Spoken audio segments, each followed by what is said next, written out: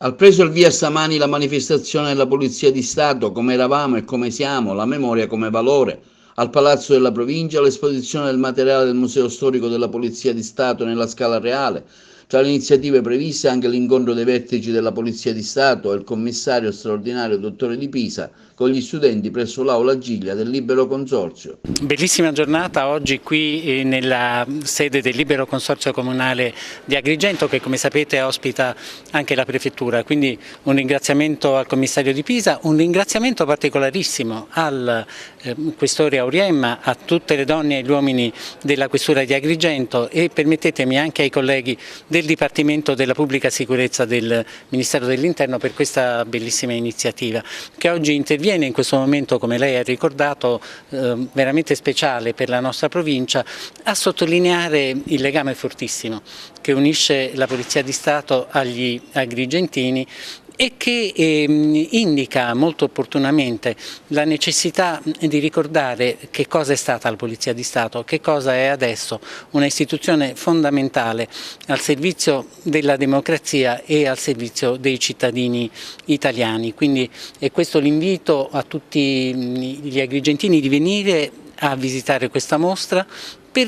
ricordare, per rinforzare ancora una volta questo legame. Stamattina abbiamo iniziato, in verità molto presto, dalle 8:30 gli studenti erano davanti all'ufficio territoriale del governo e hanno incominciato a avere questo primo assaggio di quello che è stata la Polizia di Stato nel nostro Paese, con la gradita collaborazione del Museo Storico della Polizia di Stato. C'è il direttore che è oggi presente in mezzo a noi che sta illustrando quello che i ragazzi stanno vedendo ed è un'occasione davvero fortunata per noi. Ringrazio il commissario Di Pisa che ci ha messo a disposizione gli alloggi, la struttura, e il prefetto Caputo che sempre è a fianco alla Polizia di Stato, alla Questura e come ha detto alle donne e agli uomini che oggi sono in servizio. E stamane ci sono altri studenti che nella Valle dei Templi, nella Villa Aurea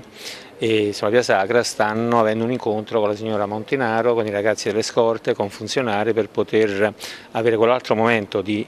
formazione e informazione su ciò che ha fatto la Polizia di Stato in questo Paese, per cui è un'occasione propizia di avere i giovani in mezzo a noi. Ricordiamo la presenza della Quarto Savona Quinto con la polizia, la banda musicale, insomma una settimana fino al 10 marzo ricca di impegni e di appuntamenti. Sì, è una settimana da questo punto di vista molto impegnativa e di questo davvero è il frutto. Stamattina la macchina è partita e del lavoro di tanti uomini e di tante donne che da parecchi mesi stanno lavorando a questo evento. Nella Valle dei Templi abbiamo e ospitiamo con onore e orgoglio la Quarto Savona 15, la teca che porta i resti di questa macchina blindata che trasportava Antonio, Rocco e Vito, che erano i ragazzi che hanno accompagnato Giovanni e la signora Morvillo nell'ultimo viaggio il 23 maggio del 1992 e in questo momento ci sono ragazzi, giovani studenti degli istituti scolastici superiori che stanno avendo incontri con i nostri funzionari, i nostre donne, i nostri uomini, gli addetti ai servizio scorta, in particolare con la signora Montinaro, Latina, che parlerà della sua esperienza, come dicevo ieri, nel corso di incontro con gli amici della stampa, di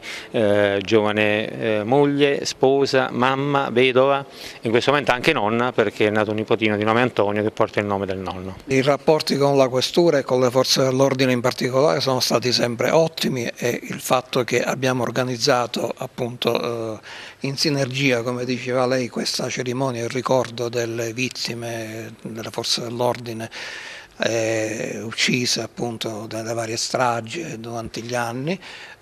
sta a dimostrare proprio questa perfetta collaborazione e sinergia con la Questura di Agrigento e con la Polizia in generale.